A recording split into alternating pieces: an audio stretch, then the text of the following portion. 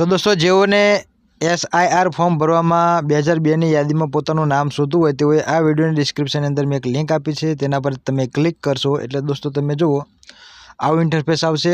ત્યાં દોસ્તો તમને હું થોડું ઝૂમ કરીને બતાવું। અહીંયા દોસ્તો જે ડિટેલ આપી છે તમારે સામાન્ય રીતે ભરી દેવાની, જેમ કે તમારી એસેમ્બલીનું નામ અહીંયાથી સિલેક્ટ કરવાનું છે।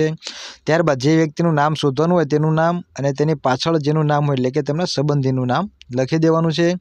ત્યારબાદ અહીંયા જે કેપ્ચા આપેલો છે તેની અંદર જે ટોટલ સંખ્યા આપી છે તેને ટોટલ કરી અને સર્ચ ઉપર ક્લિક કરવાનું છે। જેમ કે દોસ્તો જો હું મારી અહીં એસેમ્બલી સિલેક્ટ કરી લઉં છું, ત્યારબાદ હું તમને સમજાવું। ઠીક છે દોસ્તો, એસેમ્બલી સિલેક્ટ કર્યા બાદ અહીંયા રેન્ડમલી હું કંઈક નામ લખી લઉં અહીંયા। ઠીક છે દોસ્તો, જેમ કે દોસ્તો હું અહીં લખી લઉં છું મંજુલાબેન। ત્યારબાદ રિલેશનશિપમાં લખી લઉં છું સંબંધીના નામમાં દેવજીભાઈ, તેમના હસબન્ડનું નામ।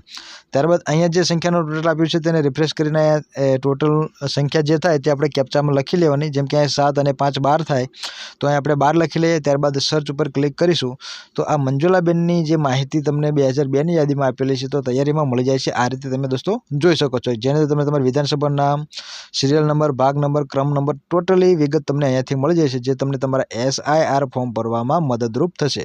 તો દોસ્તો જેઓને SIR ફોર્મ ભરવામાં 2002ની યાદીમાં નામ ન મળતું હોય તો તેઓ આ રીતે શોધી શકે છે। લિંક વિડીયોની ડિસ્ક્રિપ્શનમાં આપેલી છે। તો હવે મળીએ નેક્સ્ટ વિડીયોમાં, ત્યાં સુધી આવજો।